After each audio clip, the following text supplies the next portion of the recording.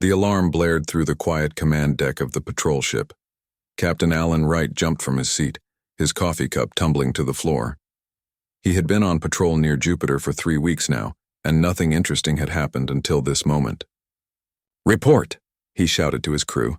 Officer Lisa Bennett's fingers flew across her communications panel.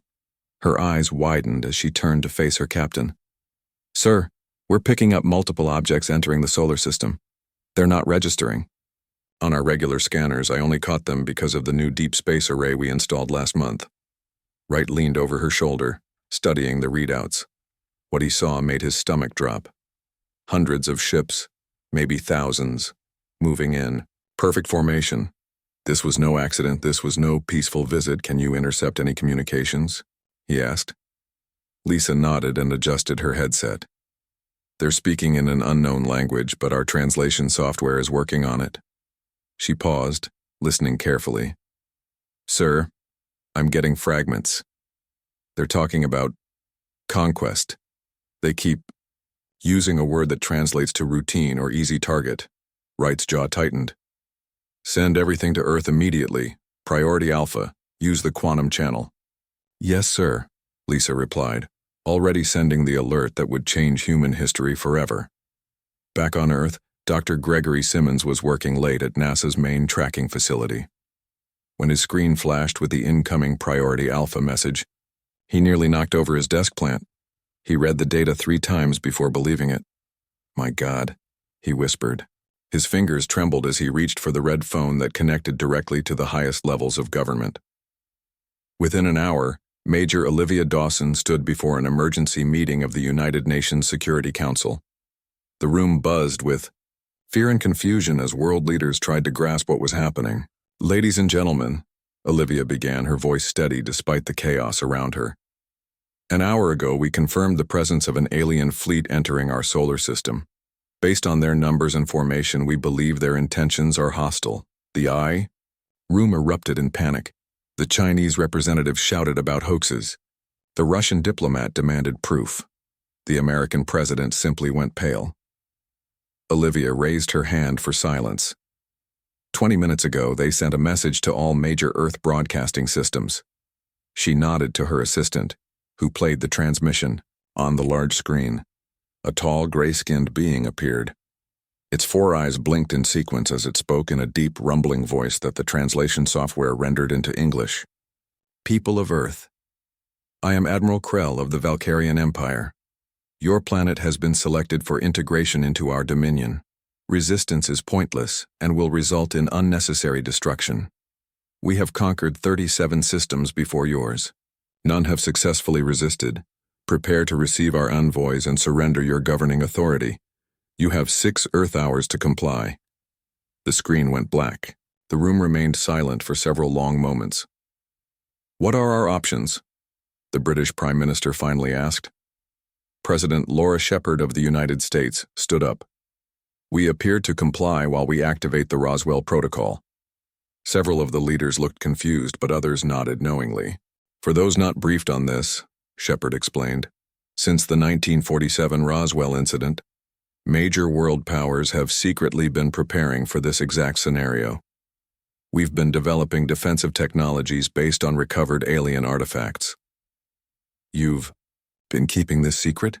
the French president demanded. "All of us have," the Russian president replied calmly. "Some things transcend our earthly conflicts." Major Dawson took control of the meeting again. "The Valkyrians don't know that we've been preparing for them. They expect a primitive response from a primitive planet. That will be our advantage." In the depths of a mountain facility in Colorado, Dr. Kate Morgan received the order she had trained for her entire career. She entered a series of codes into her terminal, then placed her palm on the scanner. Lights flickered throughout the massive underground complex as systems that had been dormant for decades hummed to life. "Begin activation sequence for the planetary shield network," she ordered her team, "and notify all Aurora sites to prepare their fighters." Her second-in-command, Ben Foster, looked up from his station. "They're really here, aren't they? The aliens we've been expecting all these years?" Kate nodded, her face grim but determined. "Yes, but they're expecting sheep and they're about to meet wolves. In orbit, Captain Wright's ship hid behind one of Jupiter's moons, watching as the vast alien fleet moved steadily toward Earth. His crew worked in tense silence, recording everything they could about the enemy vessels. "Sir," Lisa called out, "I'm getting more translations. They're talking about how easy this will be. They're discussing which regions of Earth they want to claim. They're treating this like it's already done." Wright allowed himself a small smile. They have no idea what they're in for. On the Valkyrian command ship, Admiral Krell studied the blue planet on his view screen. It looked so peaceful, so defenseless. His scouts had confirmed that the humans had only basic space capabilities, a few primitive satellites, a small station orbiting their world, and minimal defensive systems. "Send the first wave," he ordered his subordinate. "Begin with their largest population centers. Show them our power so they understand resistance is futile." The subordinate bowed and relayed the orders. 100 Valkyrian ships detached from the main fleet and accelerated toward Earth. In the White House Situation Room, President Shepard watched the approaching ships on a secure feed. General Eric Peterson, commander of Earth's combined military forces, stood beside her. "Madam President, all nations report ready. The SHIELD network is at full power. Our hidden fighters are fueled and armed." Shepard nodded slowly. "Tell all forces to hold until the aliens enter our atmosphere. Let them think they've caught us unprepared." "Yes, ma'am." As the Valkyrian ships approached Earth, they encountered no resistance, no defensive fire, no attempted communications. Admiral Krell watched with satisfaction. Another easy conquest for the mighty Valkyrian Empire. "They're not even trying to fight," he remarked to his bridge crew. Pathetic. The first wave of ships entered Earth's atmosphere, their weapons hot, and ready to demonstrate Valkyrian might. They had done this many times before on many worlds. None had ever successfully resisted. That was about to change. In her underground facility, Dr. Morgan watched as the alien ships crossed the activation threshold. She took a deep breath and pressed the glowing red button on her console. "Shield. Network activating," she announced. "May God help us all." Around the planet, hidden emitters powered up. A shimmering energy field appeared in the sky, trapping the Valkyrian ships that had entered the atmosphere and cutting them off from their main fleet. At the same time, Lieutenant Jack Powell and his squadron of fighters launched from hidden bases around the world. Their craft were unlike anything seen publicly on Earth, the product of decades of reverse engineering alien technology. "All wings report in," Powell said into his helmet microphone as his fighter rose through a hidden silo in the Arizona desert. "Remember your training. These guys think we're helpless. Let's show them how wrong they are." As the Valkyrian ships began to realize they were trapped, the Earth fighters engaged. The battle for humanity had begun. Admiral Krell watched in disbelief as his view screen filled with static. One by one, the signals from his first wave of ships disappeared. This had never happened before, not once in his 30 years of conquest. "What is happening?" he demanded, his four eyes blinking rapidly in confusion. His second-in-command, Officer Zarn, frantically worked at his control panel. "Unknown, Admiral. The invasion force entered the atmosphere, and then nothing. No distress signals, no combat reports." "Nothing." Krell slammed his fist on his command chair. "Impossible. These humans have primitive technology. Our scouts confirmed it." On Earth, the battle raged in the skies above major cities. Lieutenant Jack Powell pushed his fighter into a tight turn, locking onto a Valkyrian ship that was twice the size of his craft. The alien vessel fired green energy blasts that Powell easily avoided. "Their targeting systems are garbage," he said into his radio. "They never expected to face fighters with our maneuverability." His wingman, pilot Heather Mills, swooped in from above, firing her craft's energy weapons. The blue beams cut through the Valkyrian ship's hull like it was paper. The alien vessel exploded in a ball of fire. "That's another one down," Heather reported. "These guys really thought we'd be using jet planes and missiles." All across the globe, Earth's hidden fighters engaged the trapped Valkyrian ships. In the skies above New York, London, Beijing, and dozens of other cities, the surprised aliens found themselves outmatched by technology they never expected humans to possess. In the Colorado Command Center, Dr. Kate Morgan monitored the battle. "The shield is holding," she reported to Major Olivia Dawson, who had just arrived from the UN meeting. "All 100 enemy ships are trapped inside our atmosphere, and our fighters are taking them down one by one." Olivia nodded, watching the battle unfold on the large screens that covered the wall. "How did they not detect any of our defenses?" "We've kept everything hidden, just as planned," Kate explained. "All our technology is shielded from standard scans. They only saw what we wanted them to see: satellites, the space station, a few military bases. They had no idea about our real capabilities." On the Valkyrian command ship, Admiral Krell made a decision. "Prepare the second wave," he ordered. "Triple the number of ships. Whatever defense they have, they can't possibly stop all of us." Officer Zarn hesitated. "Admiral, perhaps we should gather more information before—" "Do not question me," Krell roared. "These are primitive beings. They simply got lucky.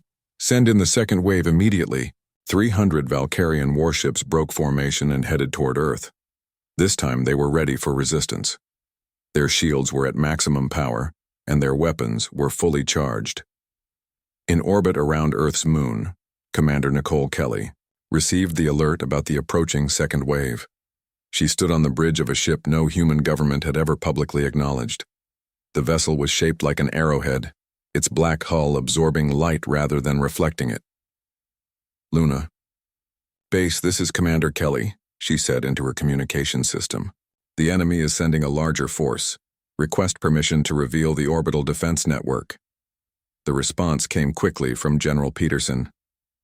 "Permission granted, Commander. Show them what else we've been hiding." Nicole turned to her crew. "Activate all platforms. Target the incoming fleet." Around Earth's orbit, what had appeared to be ordinary communication satellites suddenly transformed. Hidden panels opened, revealing advanced weapon systems. There were hundreds of these platforms, strategically placed to defend the planet from any direction. As the second wave of Valkyrian ships approached, the orbital defense network opened fire. Powerful energy beams cut through space, striking dozens of alien vessels before they even realized they were under attack. On his command ship, Admiral Krell watched in horror as his view screen showed his fleet being decimated. "How is this possible?" he shouted. "They're not supposed to have orbital weapons. Our scouts found nothing like this." Officer Zarn's voice was tight with fear. "Admiral, we're detecting a massive energy buildup from Earth's moon." Before Krell could respond, the dark side of the moon lit up as hidden doors opened in the lunar surface. 5 large warships emerged, their engines glowing blue as they accelerated toward the Valkyrian fleet. On the USS Defiant, Captain Allen Wright had been transported from his patrol ship to take command of Earth's flagship. The massive vessel was the pride of humanity's secret fleet, built with technology reverse-engineered from crashed alien ships over decades. "All weapon systems online," reported his weapons officer. "The other lunar ships are in formation and awaiting your orders." Wright nodded, his eyes fixed on the enemy fleet. "Target the largest vessels first. Show them that humanity is not to be trifled with."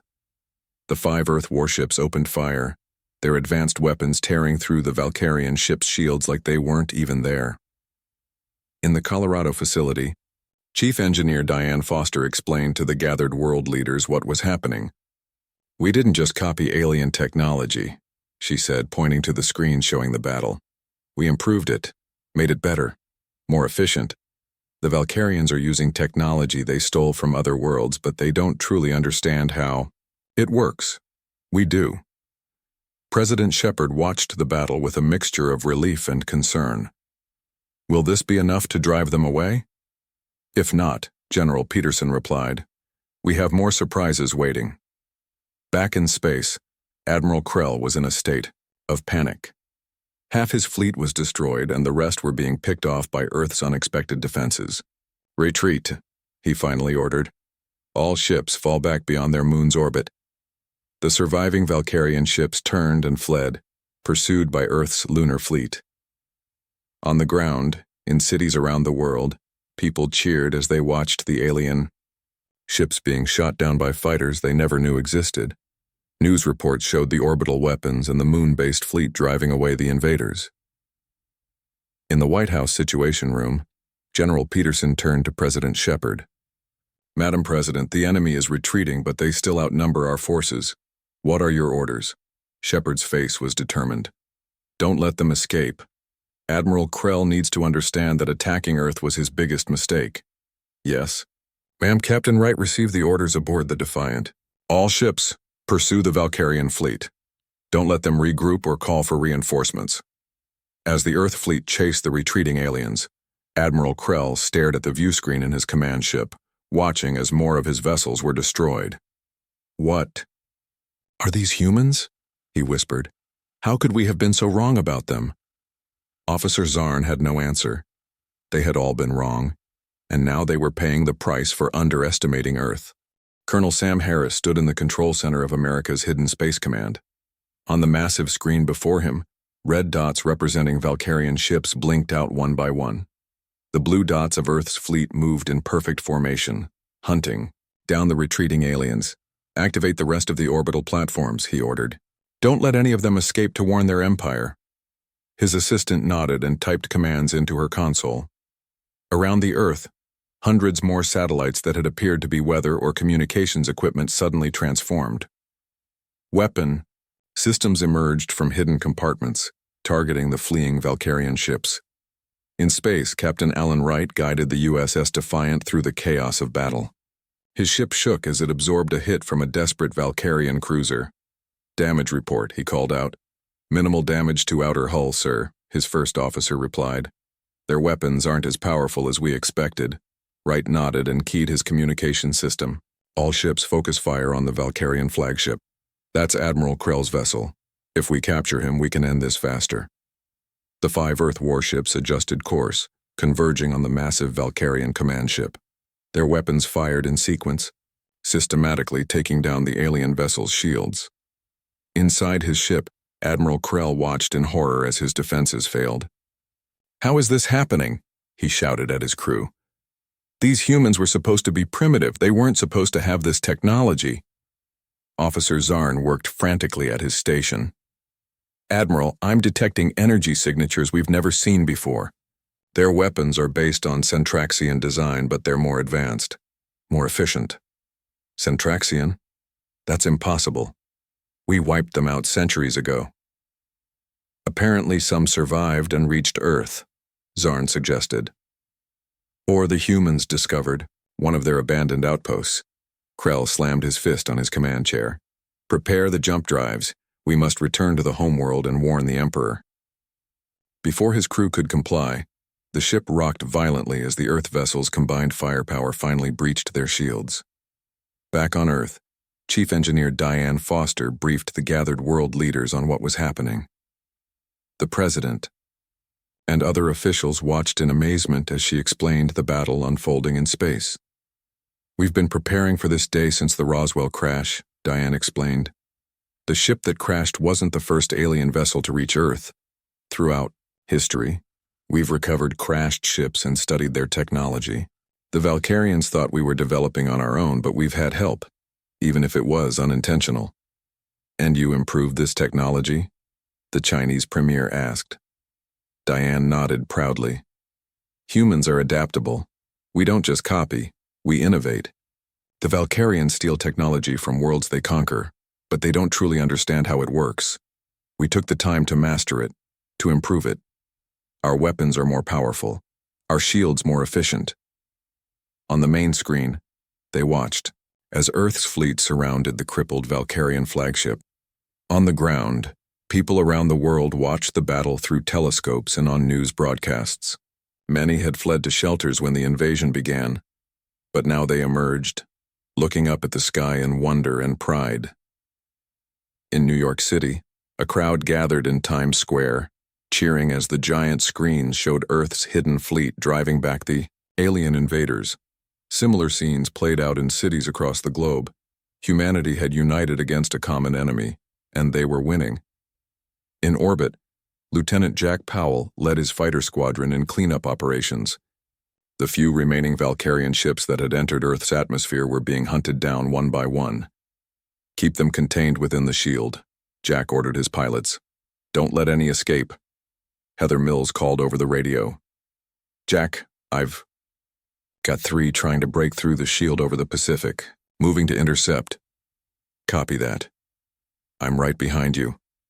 Their fighters streaked across the sky, easily catching up to the fleeing alien vessels. The Valkyrian ships fired wildly, but the Earth fighters were too fast, too maneuverable.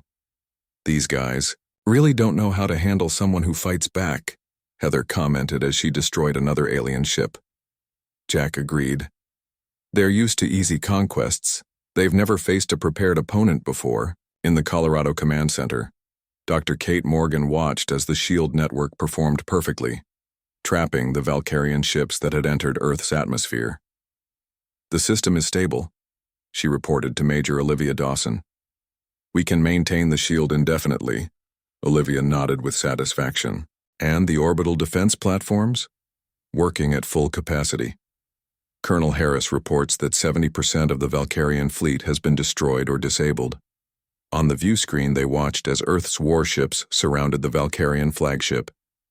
The alien vessel was crippled, its engines dark, its weapons offline. Captain Wright's voice came over the speakers. This is Captain Wright of the USS Defiant. We've disabled the enemy flagship. Request permission to board and capture Admiral Krell. General Peterson, standing behind Olivia, stepped forward. Permission granted, Captain. We want him alive. Understood, sir. Boarding teams are ready. Major. Ryan Mitchell led the boarding party onto the Valkyrian flagship. His team wore advanced combat suits that made them look more alien than the Valkyrians themselves. Their weapons were charged and ready as they moved through the damaged corridors of the massive ship. Stay alert, Ryan warned his team. We don't know what kinds of defenses they might have inside. They encountered scattered resistance, but the Valkyrian crew was disorganized and panicked. Most surrendered as soon as they saw the Earth soldiers. They had never expected to be boarded, to be the victims rather than the conquerors. Ryan's team fought their way to the bridge, where they found Admiral Krell attempting to destroy the ship's computer core. Step away from the console, Ryan ordered. His weapon aimed at the alien admiral. Krell turned, his 4 eyes wide with fear and anger. You're just humans. How could you defeat us? We've conquered dozens of worlds. Ryan stepped forward. That's the thing about humans. We prepare for the worst. We learn from our mistakes.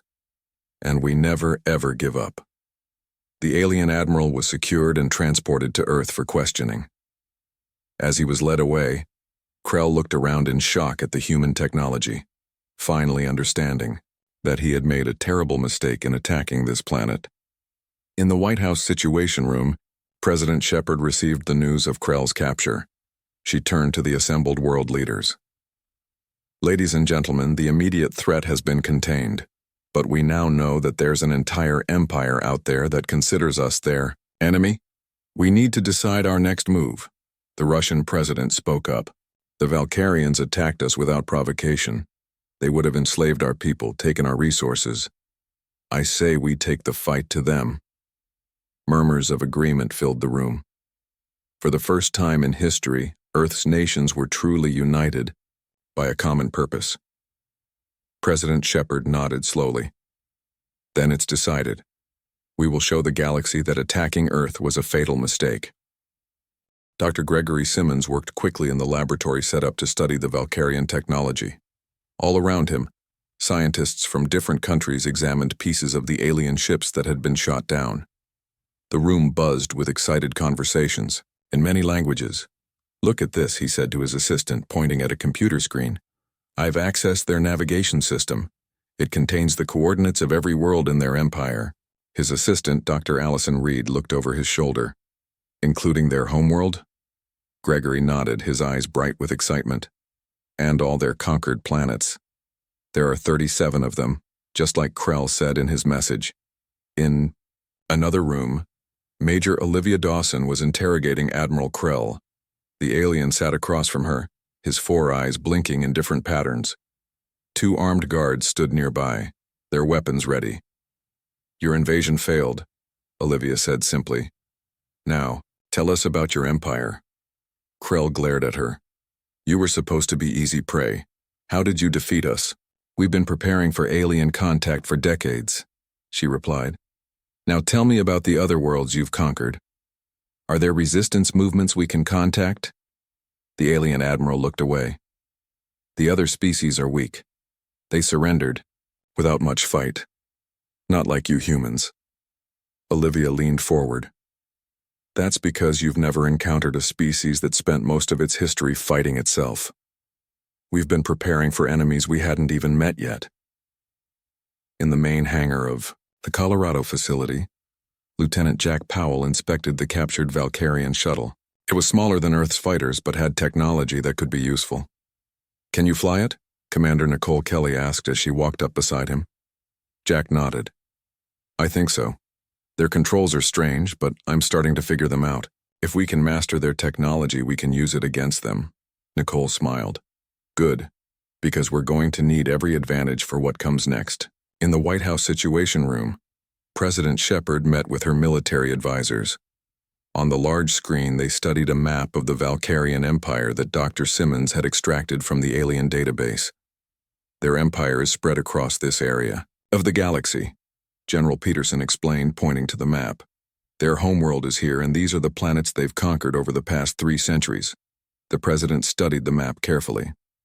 How strong is their home defense? Based on what we've learned from Krell and their computer systems, most of their fleet was sent here to conquer Earth. They've left their other worlds lightly defended. Shepard nodded slowly. Then this is our chance. We need to strike before they can regroup. Are you suggesting we attack their homeworld?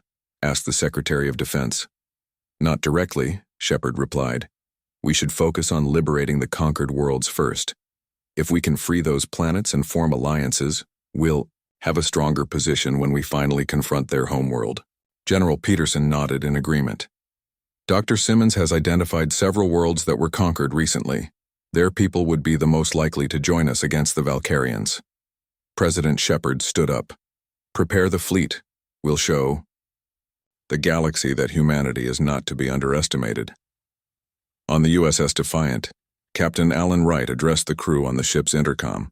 They had returned to the lunar base for repairs and to prepare for their next mission. Men and women of the Defiant, in 48 hours we will embark on humanity's first mission beyond our solar system. We will travel to the Proxima Centauri system, where the Valkyrians have enslaved a peaceful species. Our mission is to liberate them and form an alliance against the Valkyrian Empire. The crew listened in silence, aware of the historic nature of their mission. This will not be easy, Wright continued. We will be outnumbered. We will be far from home. But we have better technology, better training, and most importantly, we have something to fight for. Prepare yourselves, make Earth proud. In the ship's science lab, Dr. Kate Morgan worked with her team to study the Valkyrian jump drive technology that would allow them to travel faster than light. It's amazing, she told Chief Engineer Diane Foster. Their technology uses principles we theorized about but couldn't prove until now. And with our improvements, we can make it even more efficient. Diane nodded, examining the engine schematics on a tablet. We can increase the power output by at least 30%. That means we can reach Proxima Centauri in days instead of years.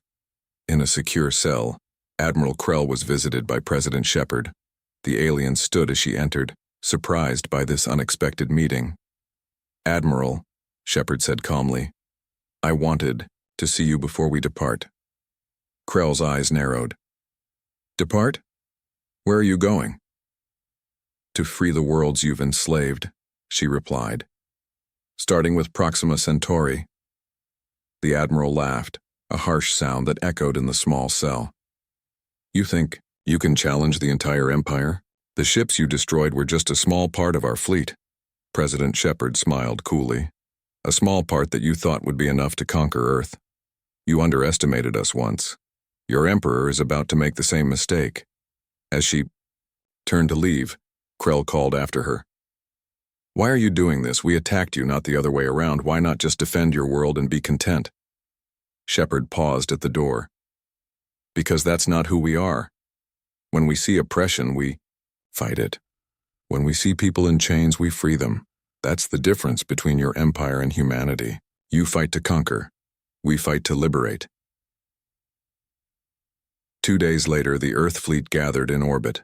5 warships, led by the USS Defiant, prepared for their historic journey. Around them, smaller vessels carried supplies and equipment for the long mission ahead. On the Defiant's bridge, Captain Wright watched as the final preparations were completed. "All ships report ready, sir," his first officer announced. Wright nodded and took a deep breath. "Activate the jump drives. Set course for Proxima Centauri." The massive engines hummed to life. Space itself seemed to bend around the ships as the jump drives engaged. In a flash of blue light, the Earth fleet disappeared from the solar system. In Colorado, Dr. Simmons and his team watched through advanced telescopes as the fleet vanished. "They're on their way," he said softly. "The first human fleet to travel to another star." His assistant placed a hand on his shoulder. "Do you think they'll succeed?" Gregory smiled confidently.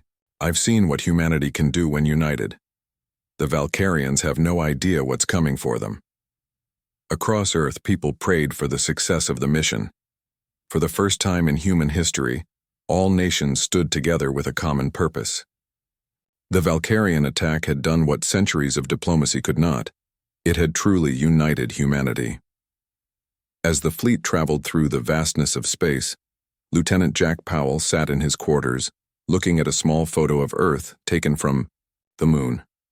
"They came to conquer us," he said to himself. "Instead, they gave us the stars."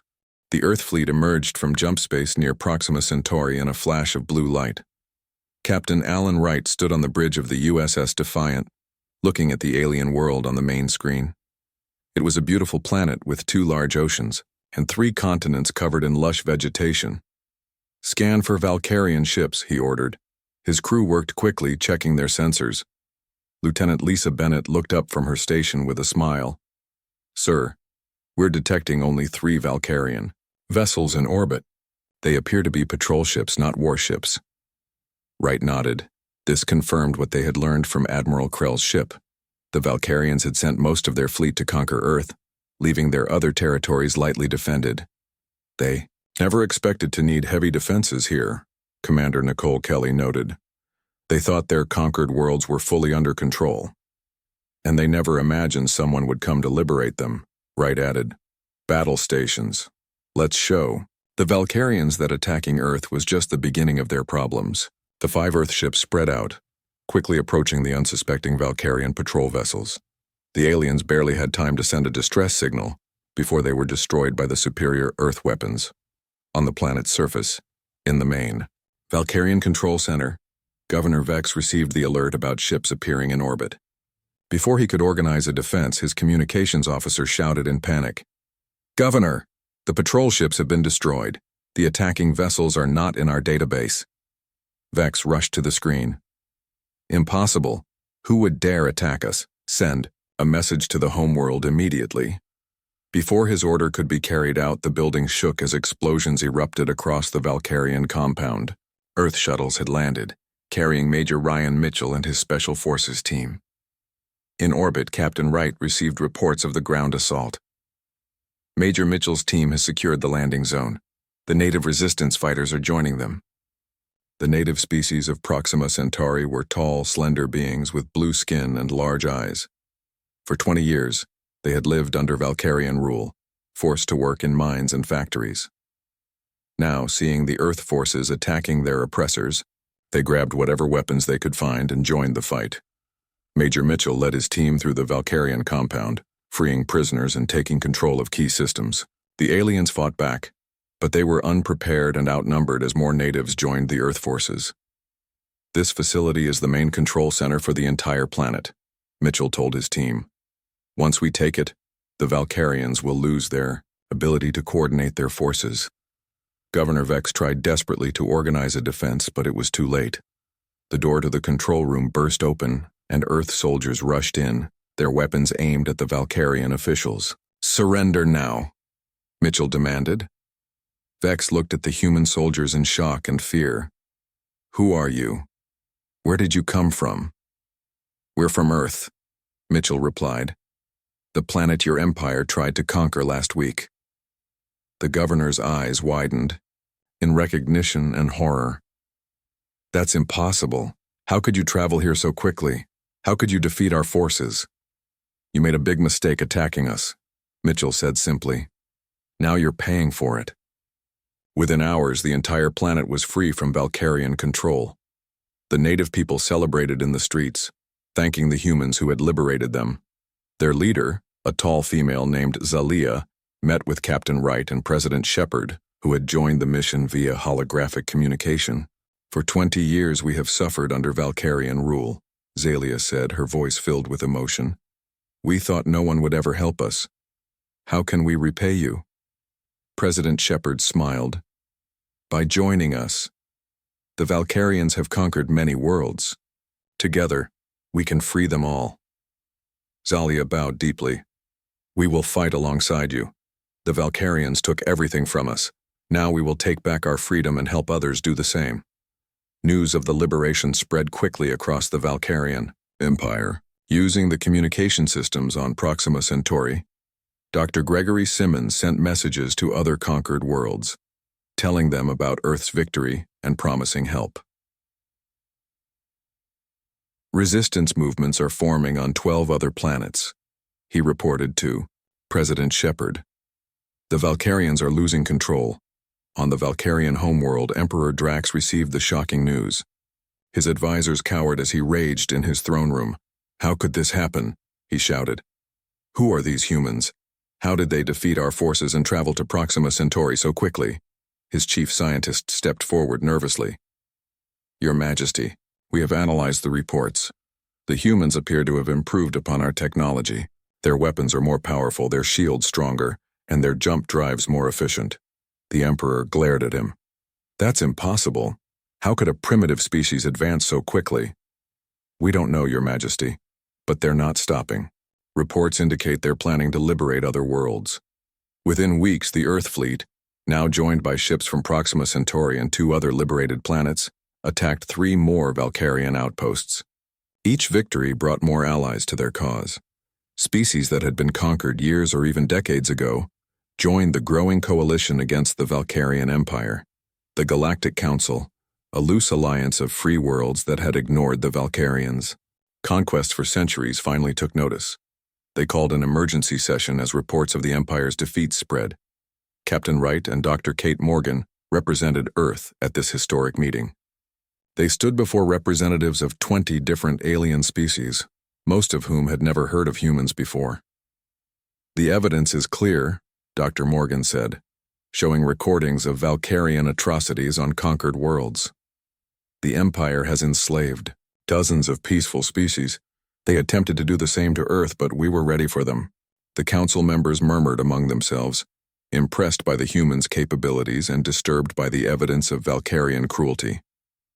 The head of the council, a wise old being from a planet called Trellis, spoke up. For too long we have ignored the Valkyrian conquests, believing it was not our concern. We were wrong. We will support your coalition against the Empire. As the meeting concluded, several previously neutral worlds approached Captain Wright, offering to join the fight. The tide was turning against the Valkyrians faster than anyone had expected. Back on Earth, Admiral Krell watched news reports of his empire's collapse with disbelief. His guard, a young soldier named Paul Davis, brought him his daily meal. Your empire is falling apart, Paul said conversationally. 4 more worlds liberated yesterday. Krell looked up at him. How? How did you humans do this? You were supposed to be primitive, easy to conquer. Paul smiled. That's the thing about humans. We've been fighting each other for thousands of years. We built weapons that could destroy our entire planet. We split the atom. We went to space. We prepared for enemies we hadn't even met yet. He leaned closer to the cell bars. Now you know why no one comes back from attacking Earth. In the vastness of space, the coalition fleet gathered above a newly liberated world. Ships from Earth flew alongside vessels from 7 different alien species, all united against the Valkyrian Empire. On the bridge of the USS Defiant, Captain Wright looked out at the assembled fleet with pride. Set course for the next target, he ordered. Let's finish what they started. The massive fleet jumped to light speed, carrying the message throughout the galaxy. Earth was no longer an unknown backwater planet. It was the greatest defender of freedom the galaxy had ever known.